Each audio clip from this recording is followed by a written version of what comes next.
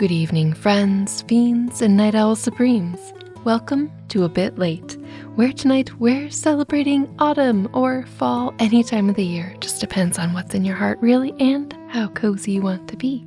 Tonight, we're going to emote with a pumpkin struggling with what life and his mother vine expect of it. No pressure in this story at all, unless you're this little confused pumpkin. Relatable. Anyway, so do get comfy and cozy and settled in for this soft-spoken story with commentary. Warm up your tea, summon your familiars, ensconce yourself in pillows and blankets, and follow me for The Little Pumpkin. Once there was a little pumpkin that grew on a vine in a field. All day long the sun shone on him, and the wind blew gently around him.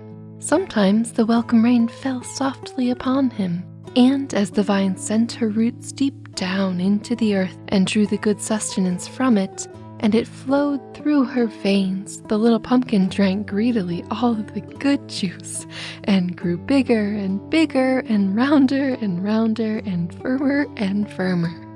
What are we reading?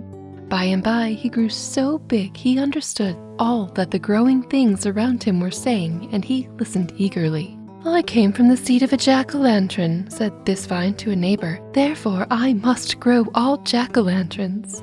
So did I, said a neighbor, but no jack-o'-lanterns for me. It is too hard a life. I'm going to grow just plain pumpkins. When the little pumpkin heard that he was supposed to be a jack-o'-lantern, he grew very worried, for he could not see that he was in any way different from any ordinary pumpkin. And if Mother Vine expected him to be a jack-o'-lantern, he did not want to disappoint her. Oh no, so much stress on a pumpkin, how unfair. The first words you hear after getting your hearing is, the expectations of the world and your Mother Vine. Oh no. At last he grew so unhappy over it that the dancing little sunbeams noticed it. What's the matter, little pumpkin? They cried. Why do you not hold up your head and look around as you used to do? Because, answered the little pumpkin sadly, I have to be a jack-o'-lantern and I don't know how. All I know about is how to be a little yellow pumpkin. Then the merry breezes laughed and laughed until they shook the vine so that all the little pumpkins had to tighten their hold not to be shaken off. Oh, little pumpkin, they cried.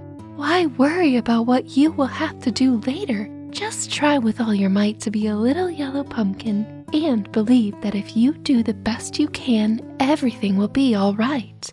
We know a secret, a beautiful secret, and someday we will tell it to you. This is really good advice. Oh, tell me now, cried the little pumpkin, but the sunbeams and breezes laughed together and chuckled. Oh no, oh no, oh no. Just grow and grow and grow, and someday you will know. The little pumpkin felt comforted. After all, he thought, perhaps if I cannot be a jack-o'-lantern, I can be a good pumpkin, and I am so far down on the vine, perhaps Mother Vine won't notice me.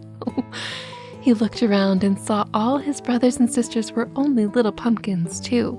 Oh dear, he cried, are we going to disappoint Mother Vine? Aren't any of us going to be jack-o'-lanterns? Then all his little brothers and sisters laughed and said, what do we care about being jack-o'-lanterns? All we care about is to eat the good juice and grow and grow. YOLO, and appreciate each day. The little brothers and sisters remind me of hobbitses. Anyway, at last came the cold weather, and all the little pumpkins were now big ones, and a beautiful golden yellow. The biggest and yellowest of all was the little pumpkin who had tried so hard all summer to grow into a jack-o'-lantern. He could not believe Mother Vine did not see him now, for he had grown so big that everyone who saw him exclaimed about him, "Notice me, Mom?"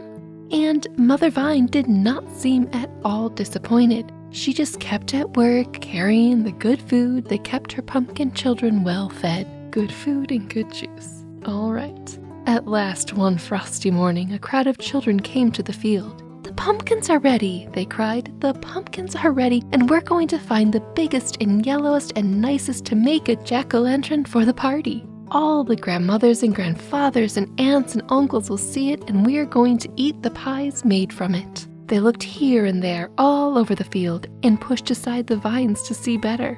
All at once they saw the little pumpkin. "Oh," they cried, "what a perfect jack-o'-lantern, so big and firm and round and yellow. This shall be the jack-o'-lantern for our party, and it's so large there will be pie enough for everyone."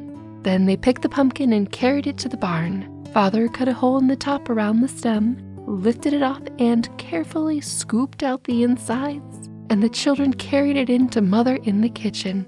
We are currently witnessing the disembowelment of the pumpkin that grew and grew all summer so casually for such a brutal thing. How is it feeling right now? We don't know. Anyway, then Father made the eyes and a nose and a mouth and fitted a big candle inside. "Oh, see the beautiful jack-o'-lantern," they cried. The little pumpkin waited in the barn. "At last I am a jack-o'-lantern," he said. After a time it grew dark, and Father came in and carried him into the house and lighted the candle and put him right in the middle of the table. And all the grandmothers and grandfathers and aunts and uncles cried, "Oh, what a beautiful big round yellow jack-o'-lantern." Then the little pumpkin was happy, for he knew Mother Vine would have been proud of him, and he shone, shone, shone until the candle was all burned out.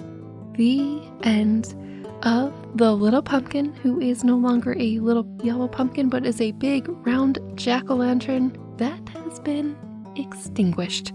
But hey, go out with a bang, right? I do love the part in the story where the winds are like, "Hey little guy, don't worry about growing into a jack-o'-lantern, just be the best you can be at this moment right now. That's all you can do. That's all anyone can do." And it's kind of cool to imagine sunbeams and wind telling everybody that. So that'll be in my brain from now on. But I do hope you enjoyed this short little story, The Little Pumpkin. Who knew we'd emote with a pumpkin, right? Right. But for now, off to sleep and dream what you will, or stay a while and enjoy another tale. Whichever you choose, I'll speak to you again, and until then, stay spooky, my friends. Good night.